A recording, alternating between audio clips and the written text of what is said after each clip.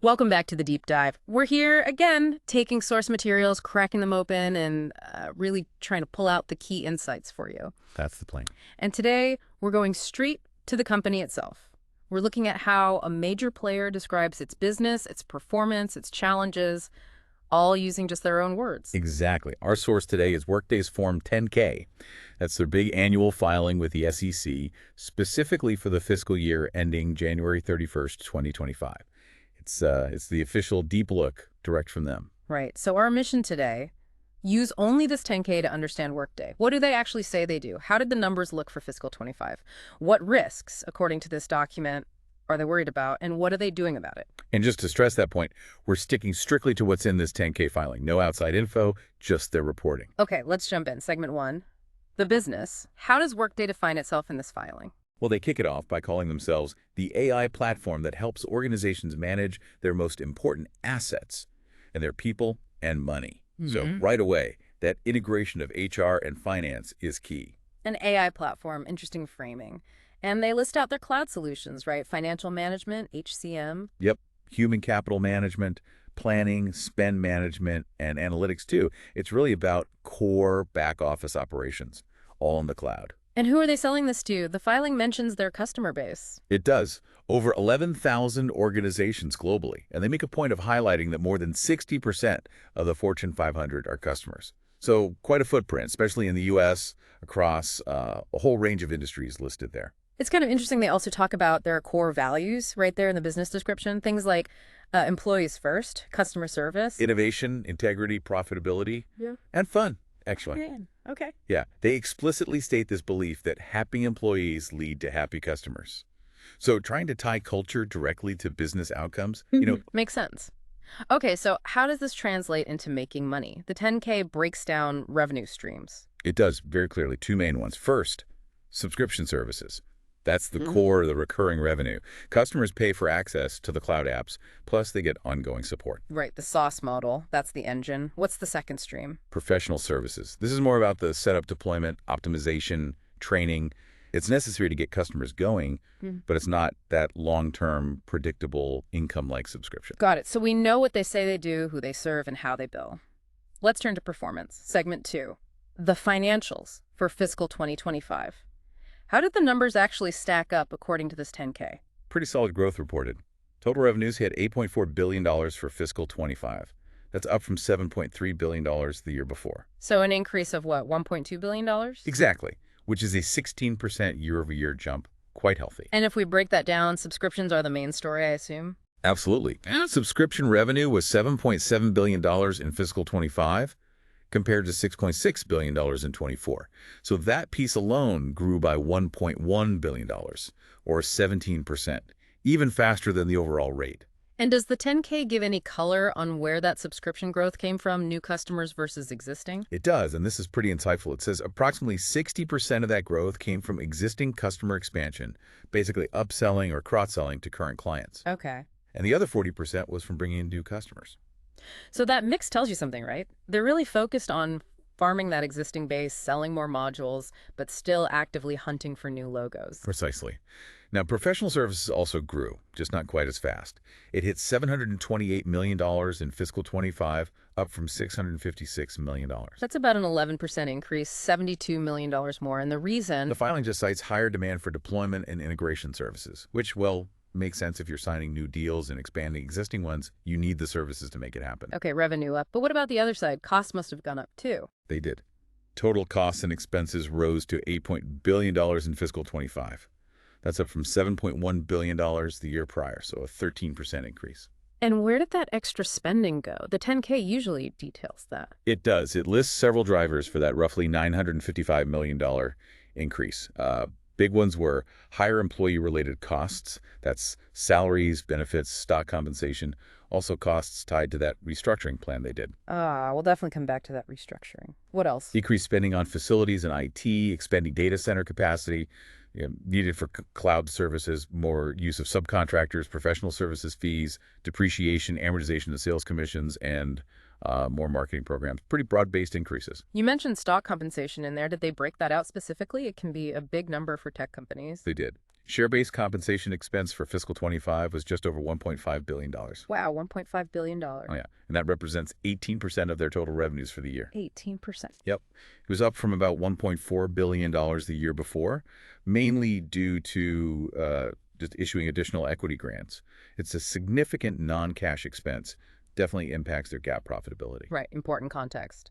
Okay, let's shift from the income statement to cash. Segment 3, cash flow and financial health.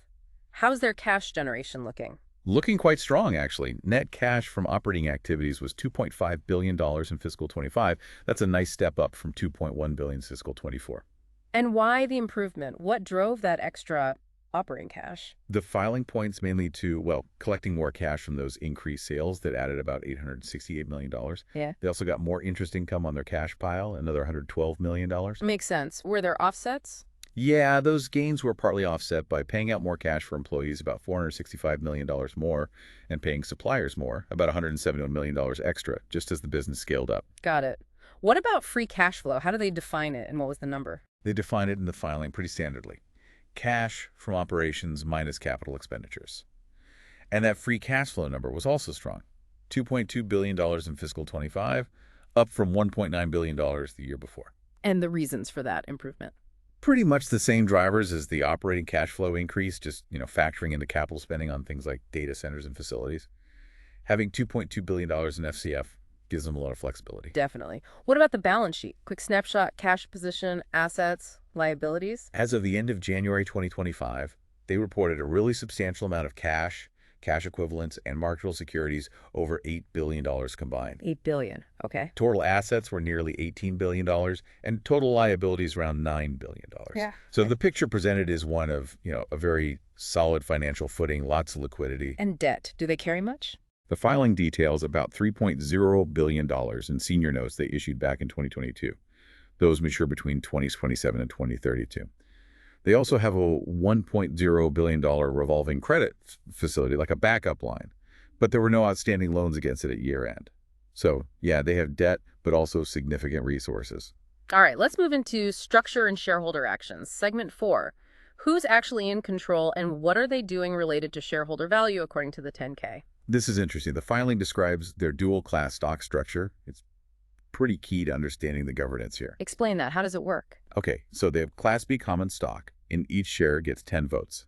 Then there's the Class A common stock, which is what trades publicly, and each of those shares gets only one vote. Ah, the 10-to-1 structure, so that concentrates power. Massively. As of the fiscal year end, this structure means the co-founders, David Duffield and Anil Gusri, hold significant voting control because they hold the Class B shares. So they can essentially control major corporate decisions, regardless of the Class A shareholders. Pretty much. It allows them, as the filing might imply, to steer the company based on their long-term vision, somewhat insulated from maybe shorter-term market pressures on that Class A stock. Does the 10K say if or when that structure might end? It does. It lays out specific triggers. There's a date, October 17th, 2032. Or if the amount of Class B stock falls below 9% of the total outstanding. Or 9 months after both founders have passed away. Or if a majority of Class B holders just vote to convert. So there are defined endpoints. Okay. Now, what about actions directly impacting shareholders mentioned in the filing? Buybacks, dividends? The 10K reports on common stock repurchases they actually completed. There's a table showing they bought back about 2.9 million shares in fiscal 2025. Okay, 2.9 million. How does that compare to the year before? They bought back fewer shares in fiscal 2024, about 1.8 million. So they ramped up buybacks a bit in fiscal 25. It's one way they're using that strong cash flow to return value as reported. And dividends, any mention, or future plans for buybacks? Based purely on this 10K extract, no mention of dividend payments.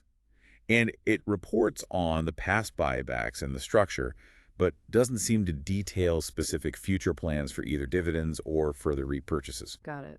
Sticking to the source. Okay, let's pivot to the future. Segment 5, challenges and forward-looking stuff. The 10K always includes risks. What did Workday highlight? Yeah, they provide a pretty candid look. One big item they discuss is that restructuring plan from February 2025. Right, you mentioned that earlier. That involved layoffs. Yes, a reduction of about 8% of their global workforce. That's significant. What was the stated reason or goal for doing that? According to the 10K, the goals were to, and I'm quoting loosely here, Prioritize our investments and advance our growth, while also expanding operating margin and driving scale and efficiency.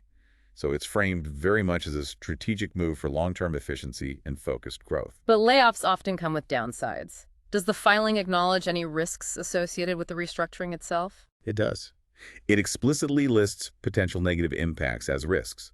Things like challenges in their ability to attract, retain, and motivate employees. Potential hits to morale, maybe impacting the corporate culture they value.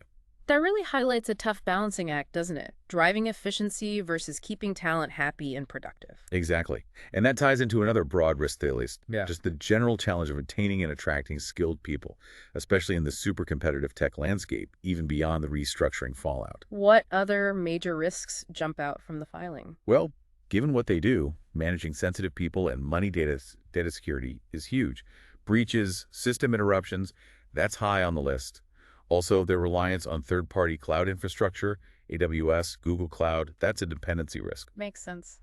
Anything else major? Regulatory complexity is a big theme. Yeah. You've got evolving privacy laws, globally GDPR in Europe, various U.S. state laws like in California. Keeping up is costly and carries risk. Plus, uncertainty around future regulations, especially for AI, which they call out. AI regulation is definitely a hot topic.